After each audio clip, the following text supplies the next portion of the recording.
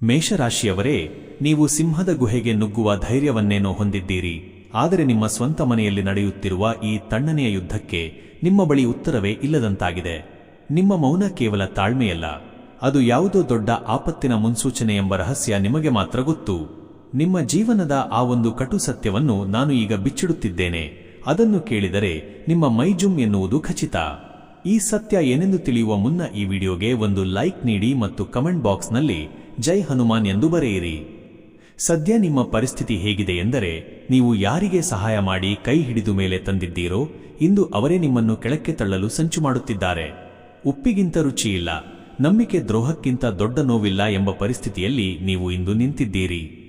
ನಿಮ್ಮ ಪ್ರಾಮಾಣಿಕತೆಯನ್ನೇ ನಿಮ್ಮ ಅಹಂಕಾರ ಎಂದು ಬಿಂಬಿಸುತ್ತಿರುವ ಜನ ಸಮಾಜದಲ್ಲಿ ನಿಮ್ಮ ಗೌರವಕ್ಕೆ ಧಕ್ಕೆ ತರಲು ಪ್ರಯತ್ನಿಸುತ್ತಿದ್ದಾರೆ. ನೀವು ಮಾಡದ ತಪ್ಪಿಗೆ ತಲೆ ತಗ್ಗಿಸುವ ಸ್ಥಿತಿ ನಿಮಗೂ ಬಂದಿದ್ದರೆ ತಪ್ಪದೆ ಕಮೆಂಟ್ ಮಾಡಿ ತಿಳಿಸಿ. ನೆನಪಿಡಿ, ಮೇಷರಾಶಿಯವರು ಅಗ್ನಿತತ್ವದವರು. ಸುಟ್ಟು ಕರಕಲಾದರೂ ಫೀನಿಕ್ಸ್ ಹಕ್ಕಿಯಂತೆ ಮತ್ತೆ ಮೇಲೆದ್ದು ಬರುವ ಶಕ್ತಿ ನಿಮಗಿದೆ. ನಿಮ್ಮನ್ನು ಕಡೆಗಣಿಸಿದ ಪ್ರತಿಯೊಬ್ಬರಿಗೂ ನಿಮ್ಮ ಕಿಮ್ಮತ್ತು ಏನೆಂದು ತಿಳಿಯುವ ಸಮಯ ಈಗ ಹತ್ತಿರ ಬಂದಿದೆ. ಯಾರ ಮುಂದೆ ನೀವು ಇಂದು ಅಸಹಾಯಕರಾಗಿ ನಿಂತಿದ್ದೀರೋ ಅದೇ ಜನರು ನಾಳೆ ನಿಮ್ಮ ದರ್ಶನಕ್ಕಾಗಿ ಕಾಯುವ ಕಾಲ ದೂರವಿಲ್ಲ. ನಿಮ್ಮ ವಿಜಯದ ಪರ್ವ ಇಡೀ ಜಗತ್ತಿಗೆ ಕೇಳಿಸುವಂತೆ ಅಬ್ಬರಿಸಲಿದೆ. ಹೆಚ್ಚಿನ ಮಾಹಿತಿಗಾಗಿ ಈ ಮೇಲಿನ ನಂಬರ್ಗೆ ಕರೆ ಮಾಡಿ.